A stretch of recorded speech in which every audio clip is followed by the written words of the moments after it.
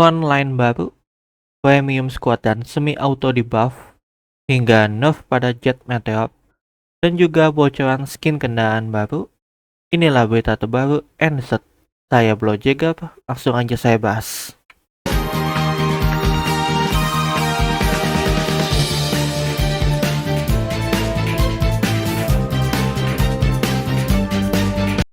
Oke, kita bahas sitweb nomor 2. Jika kalian masih ingat dalam video yang ini, di mana saya menjelaskan spoiler bahwa akan ada lanjutan sitweb nomor 2, dan inilah dia. Tapi jika kalian lupa, kalian bisa klik link videonya pada akhir video ini. Jadi sitweb nomor 2 ini membahas lanjutan dari update plan roadmap 2024 yang tertunda lamanya. Dan terdapat tulisan disclaimer bahwa meskipun ini sudah terencana, tapi penundaan dan pembatalan rencana mungkin akan terjadi. Lanjut saat ini pada update map yang sekarang hanya tersisa 5 lagi, yaitu medan tempur baru, kemampuan mengajak teman untuk ikut pertempuran yang sedang berlangsung, support mouse dan keyboard untuk pengguna konsol, clans, dan chat global menu. Kita akan bedah satu-satu. Dari medan tempur baru belum dipublikasikan penuh, hanya cuplikan gambar saja, tapi dipastikan akan menjadi salah satu hal penting yang diupdate nanti. Lalu, sistem undang teman ke pertempuran, sayangnya, pengembang membatalkannya, dikarenakan grup pemain yang koordinatif bisa dengan mudah mengalahkan pemain solo dengan kuantitas. Lalu untuk dukungan keyboard dan mouse di konsol, pengerjaan fitur ini masih berlangsung, tapi tidak akan dirilis pada tahun 2025 ini. Dan untuk clans dan chat global menu, lagi-lagi mereka mengabaikannya, atau bisa dibilang mereka masih ragu untuk memutuskannya. Terakhir, untuk tahun-tahun berikutnya seperti 2006 dan seterusnya, developer bakal menggunakan sitweb atau blok rutin ini, bukan roadmap jangka panjang lagi untuk update nanti. Jadi, jangan berharap semua janji akan jadi terlaksana, karena yang muncul dirilis bisa di luar ekspektasi. Jika kalian menonton video diskusi sitweb di Twitch, menurut Major ini tidak bisa dibilang sekedar medan tempur baru, tapi merupakan salah satu map yang berada di medan tempur baru yang berarti akan ada map baru lainnya. Oh ya, untuk kalian yang kurang paham maksud dan perbedaan frontline dan map pada game ini, frontline itu wilayah dan map itu lokasi. Sebagai contoh, frontline Pasifik adalah wilayah di mana hanya Jepang dan Amerika saja. Dan map dari Pasifik adalah Guadalcanal dan Burma.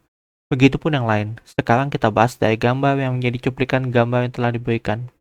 Ada beberapa pendapat terkait gambar ini yang menjadi medan tempur baru ini. Ada yang bilang ini Manchuria, Halingol, Mongolia, tapi ada juga yang bilang ini Italia dan sebagainya. Begitupun saya juga punya teori sendiri, yaitu pertama, kita lihat dari vegetasi seperti jenis pohon yang didominasi pohon conifer yang tinggi mirip pine. Lalu terdapat lembah sempit dengan tebing batu besar, bukan hanya gundukan tanah datar. Tekstur batu tampak seperti granit khas Finlandia, Rusia, dan pegunungan rendah di Eropa Tengah. Jadi kesimpulan saya lihat dari gambar yang berlembah berbatu dengan ngarai sempit, vegetasi berupa hutan conifer, tipe pencahayaan dan langit di foto khas iklim kontinental utara di Eropa sisi timur atau Rusia bagian barat. Ada 3 kemungkinan. Pertama, yang menurut saya adalah Belarus utara. Hutan campuran pinus dan beech adalah dan banyak medan berbukit berbatuan rendah dan hutan conifer. Dapat kita simpulkan dari kombinasi bukit, hutan pinus, dan granit seperti ini paling cocok dengan wilayah Rusia barat, tepatnya Belarus utara. Kemungkinan kedua adalah Kursk. Didasari dari cuplikan baru pengembang di forum Enlisted Rusia dengan gambar ini, terlihat tanah yang luas dengan bukit di belakang beserta pohon-pohon conifer yang sangat cocok dan jawaban dari pengembang seperti ini yang mengindikasikan bahwa mereka menyalin data peta Kursk dari WT. Dan ketiga adalah Manchuria. Daerah-daerah Manchuria juga memiliki pohon-pohon beragam, salah satunya jenis conifer yang mirip juga didasari dengan indikasi kuat karena ini adalah medan tempur baru, memperkuat bahwa Manchuria lah yang dirilis. Karena akhir-akhir ini kita tahu bahwa Jepang sedang di-buff seperti fire rate senjatanya dan dikasih persenjataan baru seperti pesawat. Karena Dan event-event akhir ini melibatkan Jepang seperti APC dan Tiger, maka medan tempur baru Soviet versus Jepang paling cocok. Tapi itu kemungkinan bisa saja malah jadi Jerman versus Soviet lagi. Tentu saya mengatakan ini bukan tanpa alasan, ada bukti kuat untuk itu, tapi di part spoiler, jadi saya akan hubungkan lagi kemungkinan 1 dan 2 saat membahas spoiler nanti. Tapi sekarang lanjut kita bahas decal, yaitu tanda atau simbol untuk kendaraan. Pengembang Ensted dan Watanda bekerja sama untuk menyiapkan berbagai macam decal historis untuk tiap faksi, bukan hanya faksi utama, tapi faksi underrated seperti Inggris dan Italia. Untuk rencana awal, pengembang melakukan kontrak khusus proses unlock, mungkin seperti portrait yang dapat dipakai jika pangkat kita Marshal dan ada batas harinya. Dan semua decal akan diupdate berkala. Lalu pengembang ingin mendengar pendapat pemain untuk kendaraan yang ditangkap. Seperti event APC ini, apakah kendaraan seperti itu boleh menggunakan decal asal negaranya atau tidak? Lanjut kita masuk ke bagian yang penting untuk keseharian main, yaitu update pada sistem skor dan statistik. Yang dimana permasalahan sistem skor dan statistik lama seperti pemain yang banyak kill, tapi nggak bantu rebut poin, skornya lebih atas dari kita di leaderboard. Sementara pemain yang bekerja untuk menang seperti melakukan capture zona, melakukan support seperti membuat rally, aktif dan diffuse bomb, mendapatkan skor yang sedikit. Belum lagi statistik profil pemain yang terasa kurang lengkap dengan statistik aksi penting macam assist, objective capture, dan penggunaan alat pendukung tidak tercatat di sana. Ini membuat banyak pemain memilih gaya bermain solo, kill focus, vehicle focus, daripada bermain sebagai tim. Dan pada update nanti, pengembang melakukan perubahan besar seperti skor pada ambil atau tahan zona akan meningkat jadi 3 kali lipat. Itu juga terhitung kill assist saat berada di zona tersebut.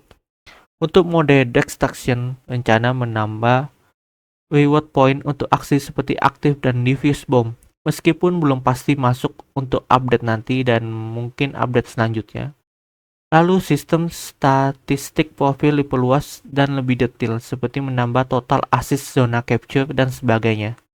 Dan terakhir, pengembang berencana ingin menambahkan indikator. Indikator ini adalah total keseluruhan skor. Dan dari semua data itu digabung untuk menilai performa secara keseluruhan yang menghitung berdasarkan jumlah pertempuran.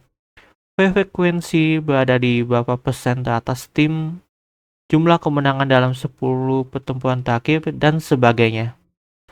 Jika semua pelaksanaannya baik, perubahan ini bisa jadi titik balik bagi komunitas yang biasanya kill fokus ke team play dan objektif fokus.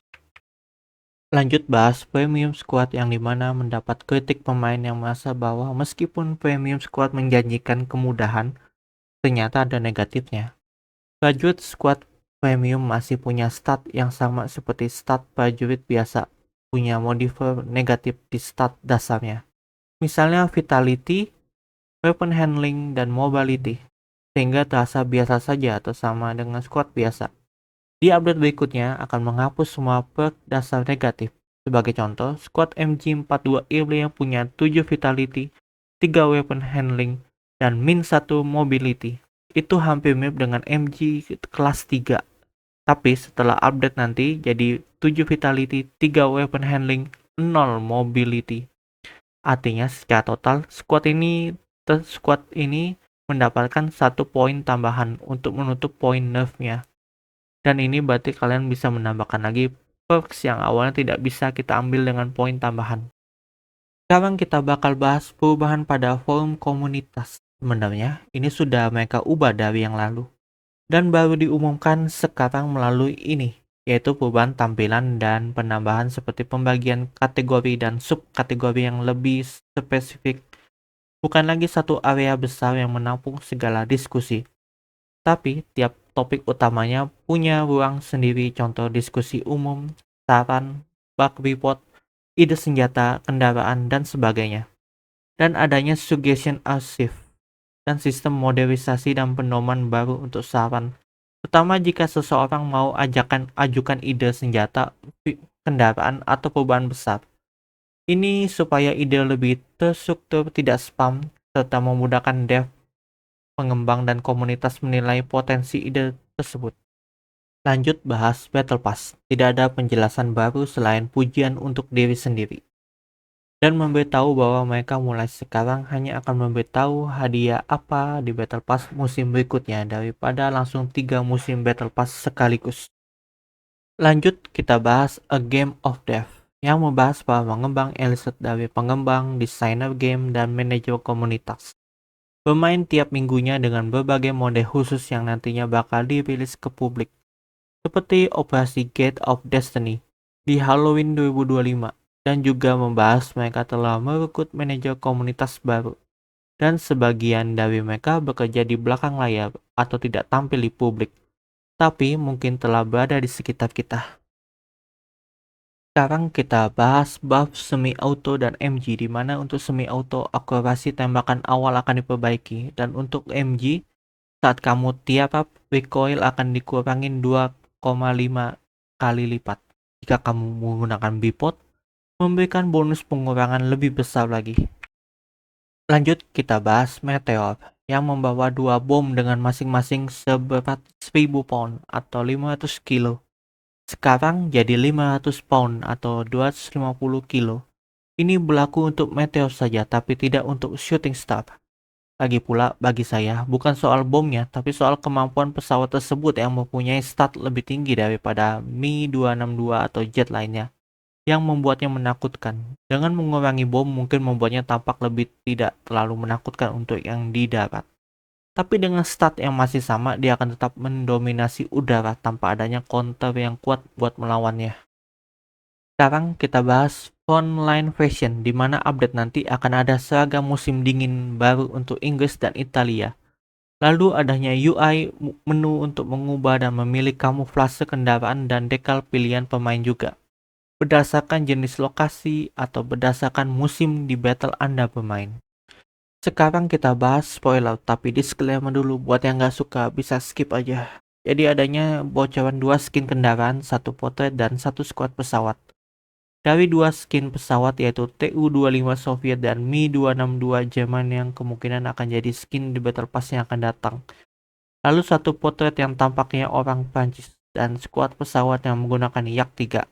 Kenapa bisa saya bilang itu Yak-3? Karena dalam file yang ditambahkan dinamakan Yak-3 Normandy Neman.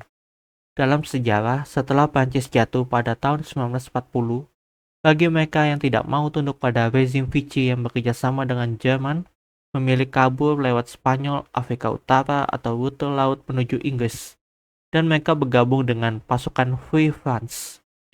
Ini adalah angkatan udara Free France di bawah Charles de Gaulle yang bekerja sama dengan Inggris. Pada tahun 1942, sebagian pilot relawan ini dipilih untuk membentuk satuan baru unit yang secara khusus dikirim ke Uni Soviet. Pada akhir 1942 hingga awal 1943, mereka bertempur dengan pesawat buatan Rusia Yak-1 dan Yak-3. Mereka langsung dibawa komando Angkatan Udara Soviet dan ikut operasi besar seperti pertempuran Kursk 1943, Operasi Belarus 1944, dan Prusia Timur 1945. Dan ya, itu kenapa saya bilang di pembahasan medan tempur baru kemungkinan Jerman versus Soviet lagi. Karena adanya skuad ini yang kemungkinan Kursk atau Belarus bisa saja memungkinkan. Itu dia penjelasan sitweb nomor 2 dari update medan tempur baru yang membuat penasaran sampai buff dan nerf senjata dan kendaraan, beserta spoiler. Gimana menurut kalian, apakah update nanti akan membuat Elised semakin seru nantinya atau tidak? Dan subscribe dan nyalakan loncengnya, karena masih akan ada berita terbaru dan kejutan baru lagi. Terima kasih udah nyempetin waktu nonton. Saya Blowjagger, dan kayak biasa jika ada yang kurang atau mau ditambahkan, kalian bisa tulis di komentar. Kita bisa berdiskusi lebih dalam lagi. Terima kasih dan sampai jumpa di video berikutnya.